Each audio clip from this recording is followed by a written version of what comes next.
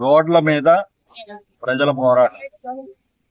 రోడ్లు అటు వెంకటాపురం నుంచి ఇటు భద్రాచలం వరకు కూడా పూర్తి స్థాయిలో గంటన్నరలో వెళ్ళిపోయే రోడ్లు ఇవాళ 4 గంటలకు కూడా చేరే పరిస్థితి లేదు. ఆరోగ్యం బాగలేకనో లేకపోతే ఒంట్లో ఏదన్నా అయ్యో లేకపోతే నిండు గర్భిణీ స్త్రీలు రావాలంటే మధ్యలోనే డెలివరీ అయిపోయే పరిస్థితి, మధ్యలోనే అబార్షన్ అయిపోయే పరిస్థితి వస్తాం.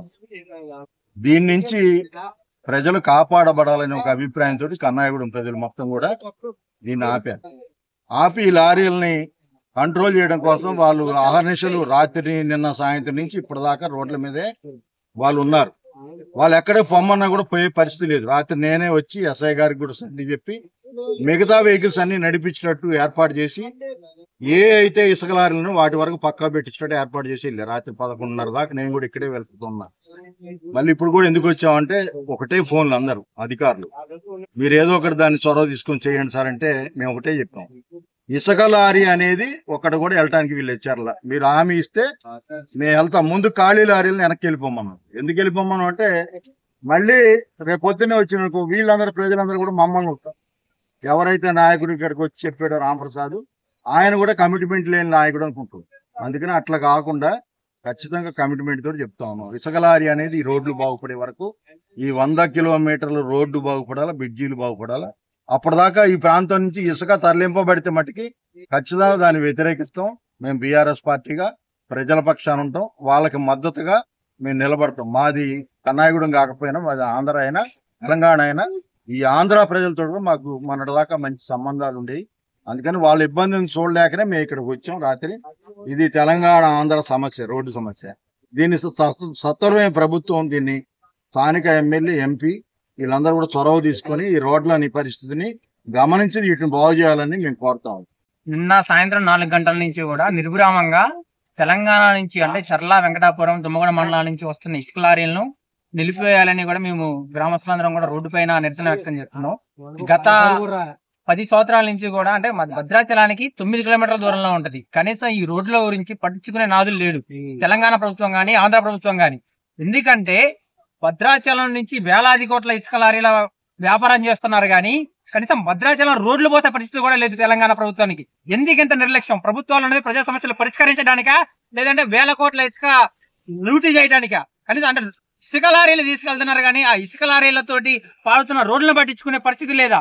ఖచ్చితంగా తెలంగాణ ప్రభుత్వ పెద్దలు ఈ ఇసుక లారీల పైన, ఈ భద్రాచల సమస్యల పైన పట్టించుకోవాలనే దాకా ఈ పోరాటం అనేది కొనసాగుతూనే ఉంటుంది. అప్పటిదాకా ఈ నిరసన అనేది మేము తెలియజేస్తూనే ఉంటాం. లేదు కూడా ఇది పంచాలి తెలంగాణ కలపాల.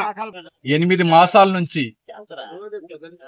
ఇసుక ర్యాంపుల వల్ల తెలంగాణ రాష్ట్రానికి సంబంధించినటువంటి భద్రాచలం నియోజకవర్గంలో ఉన్నటువంటి చర్ల మండలంలో దాదాపు 15-20 ఇసుక ర్యాంపులు నడుస్తా ఉన్నాయి. దాని దృష్ట్యా గత 8 మాసాల నుంచి ప్రజలందరూ కూడా గగ్గోలు పెడతా ఉన్నారు. రోడ్లు మొత్తం భద్రాచలం మొదలుకొని వెంకటాపురం, వాజేడు వరకు కూడా పూర్తిగా ధ్వంసమై పెద్ద పెద్ద గుంతలు పడి ప్రజలు నానా అవస్థలు పడతా ఉన్నారు.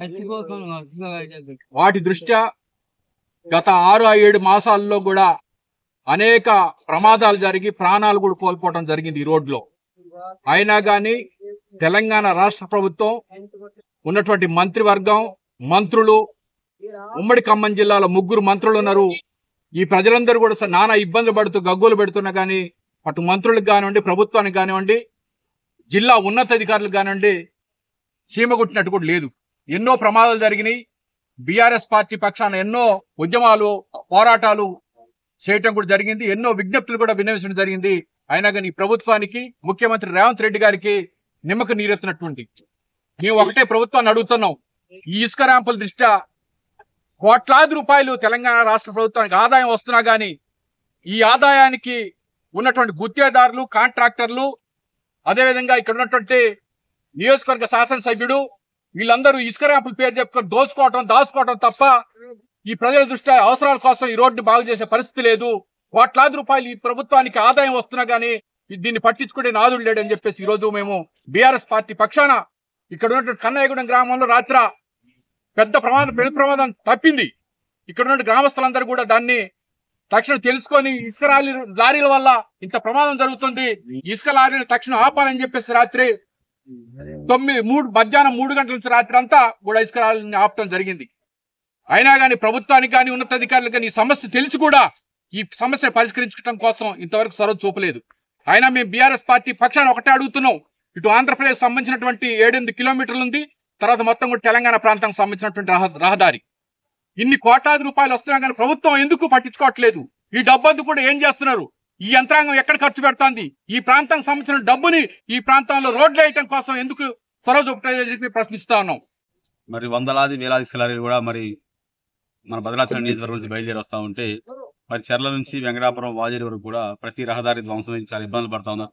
ఈ నేపథ్యంలో రాత్రి నుంచి కూడా కన్నాయగూడెం గ్రామం ఆంధ్రప్రదేశ్ రాష్ట్రం ఇటుపాక మండలంలో ఉంది. కన్నాయగూడెం గ్రామ ప్రజలు కూడా పెద్ద ఎత్తున రోడ్ల మీద నిరసన వ్యక్తం చేసి మా రోడ్లు కాపాడాలి, మా పంట పొలాలు కాపాడాలి ఇబ్బందులు పడతా ఉంటే కనీసం స్పందించిన దాఖలా తెలంగాణ అధికారులు లేరు. ముఖ్యంగా తెలంగాణ రాష్ట్రంలో భద్రాచలం నియోజకవర్గం ఎమ్మెల్యే గారిని స్పందించాలి. ఈ ప్రాంతంలో ఉన్న సంపదని, ఈ ప్రాంతంలో నుండి మరి ఈ యొక్క ఇసుక దోపిడీ తప్ప ప్రజల యొక్క ఆరోగ్యాలు, ప్రజల యొక్క జీవితాలు బాగుచేయడంలో మీరు విఫలవుతా ఉన్నారు. కాబట్టి తక్షణ ఇసుక దోపిడీ అరికట్టి ఈ ప్రాంత ప్రజలకు న్యాయం యుద్ధ ప్రాతిపదిక రోడ్లు నిర్మాణం చేయాలని మేము బీఆర్ఎస్ పార్టీ డిమాండ్ చేస్తాం. భద్రాచలం నుంచి వెంకటాపురం వరకు వెళ్ళే ప్రధాన రహదారి మొత్తం కూడా సర్వనాశనం అయిపోయింది.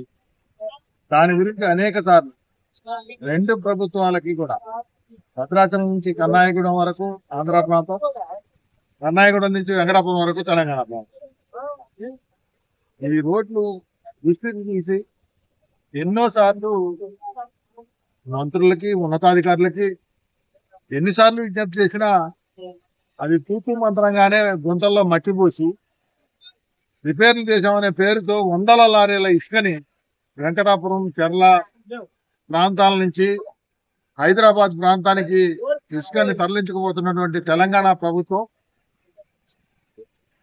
ఈ రోడ్ల పరిస్థితి గురించి ఏమాత్రం పట్టించుకోకుండా మీదకి రానియటంతో మొదలైనటువంటి వివాదం ఇవాళ చిలికి గాలివానగా మారింది. ఈ ప్రాంతంలో ఉన్నటువంటి ఆంధ్ర ప్రాంతంలో ఉన్నటువంటి ఎమ్మెల్యే, తెలుగుదేశం పార్టీ ఎమ్మెల్యే గారు, అట్లాగే తెలంగాణ ప్రాంతానికి చెందినటువంటి కాంగ్రెస్ పార్టీకి చెందిన ఎమ్మెల్యే వెంకట్రావు గారు ఇద్దరు కూడా స్పందించట్లేదు. ప్రజలు ఇంత ఇప్పటికి సుమారు 15 గంటల నుంచి లారీలు ఆపి నిరసన తెలియజేస్తా ఉంటే ఒక ప్రభుత్వ అధికారి కానీ ఈ ప్రాంతానికి చెందినటువంటి ఇద్దరు ఎమ్మెల్యేలు, తెలంగాణ ఎమ్మెల్యే కానీ ఆంధ్ర ఎమ్మెల్యే కానీ స్పందించకపోవడం విచారకరం. వారు ఇప్పటికైనా తక్షణమే స్పందించి ఈ ప్రాంతంలో ఈ రోడ్ల దుస్థితిని గమనించి ఈ రోడ్లు మరమ్మతులు చేపట్టి వెంటనే ప్రజలకి సౌకర్యం కలిగేలాగా వారు చర్యలు తీసుకుంటారని చెప్పి తీసుకోవాలని చెప్పి మేము డిమాండ్ చేస్తా ఉన్నాం. సిపిఐ పార్టీగా, కమ్యూనిస్ట్ పార్టీ సిపిఐగా మేము ఈ ప్రాంత ప్రజలకు ఎప్పుడు అండగా నిలబడతాం. ఈ ప్రాంత ప్రజలకి ఏ కష్టం వచ్చినా మొదటి నుంచి కమ్యూనిస్ట్ పార్టీ ఈ పంచాయతీలో గట్టిగా ఉండేది. కమ్యూనిస్టులుగా చైతన్యవంతమైనటువంటి ప్రజలు ఇవాళ ఈ నిరసనకి నాంది పలికారు. దానికి సంపూర్ణమైన మద్దతు కమ్యూనిస్ట్ పార్టీ సిపిఐగా మేము వీళ్ళకి అందిస్తా ఉన్నాం. ఎటువంటి విపత్కర పరిస్థితి వచ్చినా మేము వీరి వెంట నిలబడతామని చెప్పి తెలియజేస్తూ ఈ రెండు ప్రభుత్వాలను కూడా తక్షణమే భద్రాచలం టు వెంకటాపురం వరకు రోడ్డు మరమ్మతులు చేపట్టాలి. ఇసుక లారీలని రోడ్డు మరమ్మతులు అయ్యే వరకు ఇసుక లారీలను ఆపాలని చెప్పి వారి యొక్క నినాదానికి మేము సంపూర్ణ మద్దతుని తెలియజేస్తా ఉన్నాం. ఈ రోజు కన్నాయగూడెం గ్రామ పంచాయతీ ప్రజలంతా కూడా స్వచ్ఛందంగా అఖిలపక్షం మీరందరూ కూడా వచ్చి ఈ యొక్క ఇసుక లారీలు ఏవైతే చర్ల ప్రాంతం నుంచి నిరంతరంగా పరిమితికి మించి ఈ తిరగడం వల్ల రోడ్లు ధ్వంసమైనటువంటి కారణంగా వంతెన వచ్చి 12 గంటల పైన ఈ యొక్క ఇసుక లారీలను ప్రతిఘటించి మరి తమ యొక్క నిరసన వ్యక్తం చేయడం జరుగుతుంది.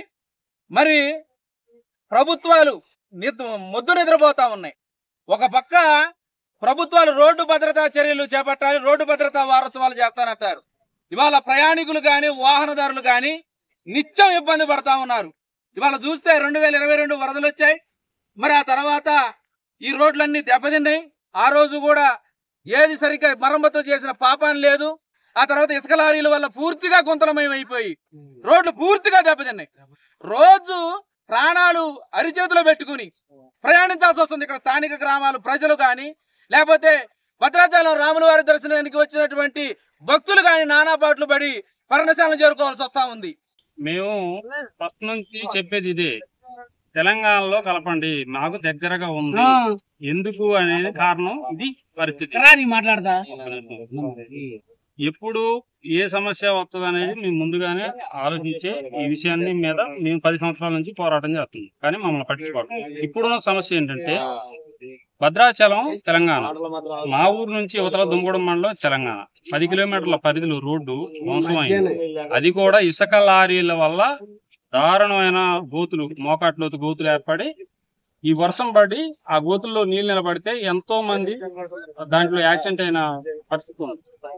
వర్షం లేని టైంలో అయితే ఇసుక లారీల వల్ల వచ్చే ఆ దుమ్ము ధూళి ఎదురుగా వచ్చే వెహికల్ కనపడక ఇసుక లారీలు ఈ చర్ల వెంకటాపురం వాజేడు నుంచి వచ్చే ఇసుక లారీల వల్ల అవి ఒక్కొక్కటి 50 టన్నులు ఇసుకేసుకొని రావడం వల్ల ఈ గోతులు పడ్డ రోడ్డు బురద ఉన్నప్పుడేమో బురద వల్ల యాక్సిడెంట్లు అవుతున్నాయి.